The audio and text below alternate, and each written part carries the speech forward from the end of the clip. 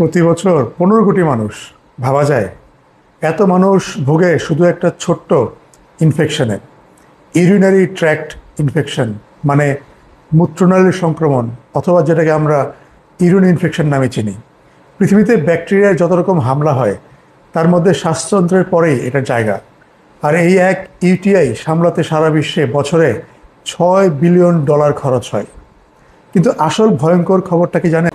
সাধারণভাবে আমরা যে অ্যান্টিবায়োটিকগুলি খাই, যেমন ধরেন অ্যাম্পিসিলিন বা ট্রায়োম্যাক্সোজোল, এগুলি নাকি আজকাল আর আগের মতো কাজ করে না। আর মেয়েদের জন্য এটা তো আরও ভয়ঙ্কর একটা সমস্যা।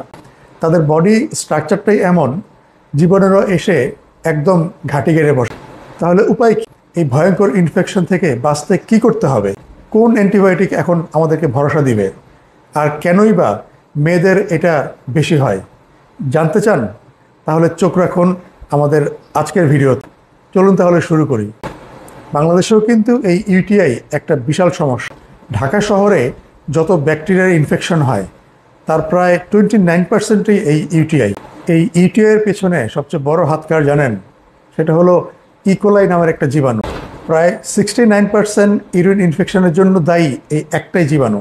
আচ্ছা, এই ইউরিন ইনফেকশনটা আসলে কি বলেন? আমাদের শরীরে একটা পুরো ইউরিনারি সিস্টেম আছে, যেখানে কিডনি, ব্লাডার, ইউরেটার, ইউরেথ্রা এই সবগুলো একসাথে কাজ করে। এই ইউরিনারি সিস্টেমের যে কোনো একটা অংশে যদি কোনোভাবে জীবাণুর সংক্রমণ হয়, সেখান থেকেই শুরু হয় এই ইউরিন ইনফেকশন। কেন হয় এই ইউরিন ইনফেকশন? আমরা তো জানলাম ইকোলাই হলো এর মূল কালপ্রিট, কিন্তু প্রশ্ন হলো এত এত ব্যাকটেরিয়া থাকতে এই ইকোলাই বাবাজি কেন এত জ্বালাতন করে? আসেন বিষয়টা একটু সহজভাবে বুঝাই দেই। ইকোলাইয়ের আসল বাড়ি হলো আমাদের গ্যাস্ট্রো ইন্টেস্টাইনাল ট্র্যাক্টে। ইকোলাই তো আমাদের পেটে থাকে এবং পায়খানার সাথে বের হয়। আর আমাদের ইউরেথ্রা মানে যে নলটা মূত্রাশয়কে বাইরের দিকে জুড়ে দেয়, সেটা পায়খানার রাস্তার একদম কাছেই থাকে। তাই ব্যাকটেরিয়া খুব সহজে পায়খানার রাস্তা থেকে মূত্রনালীতে ঢুকে যায়। বিশেষ করে মহিলাদের ক্ষেত্রে এটা আরও সহজ, কারণ তাদের ইউরেথ্রা পুরুষদের চেয়ে অনেক ছোট। আরেকটা কারণ হচ্ছে একটু যদি আপনি নোংরা থাকেন, মানে পায়খানার পর যদি আপনি ঠিকমতো পরিষ্কার পরিচ্ছন্ন না থাকেন, তাহলে ইকোলাই সহজেই ইউরেথ্রাতে চলে যেতে পারে। আরেকটা কারণ হচ্ছে দুর্বল প্রতিরোধ।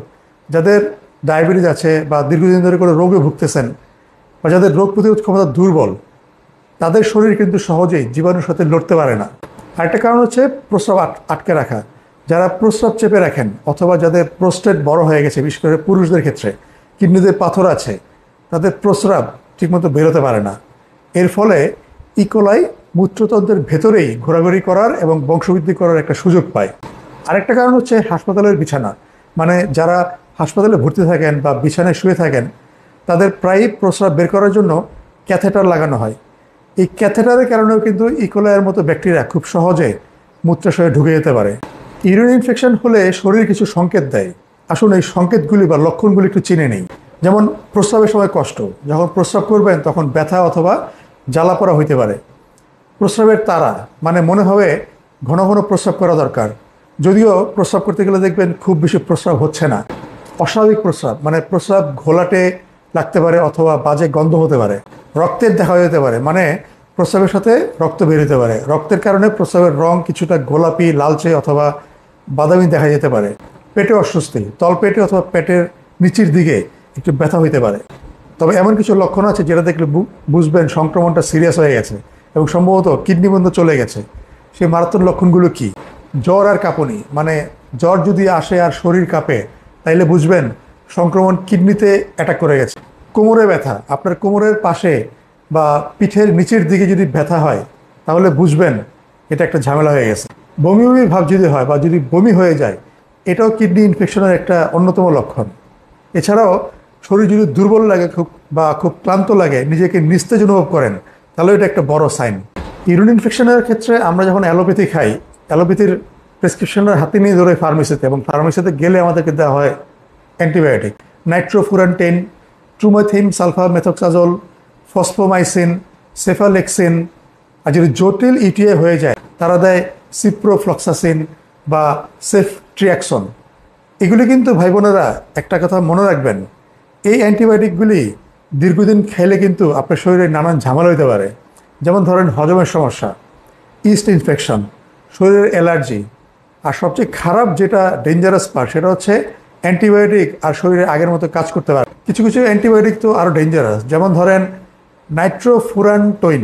এটা যদি আপনি রেগুলার খান বা দীর্ঘদিন খান তাহলে কিন্তু আপনার লাংসে ইনফেকশন হয়ে যেতে পারে অথবা আপনার লিভারে ড্যামেজ হতে পারে।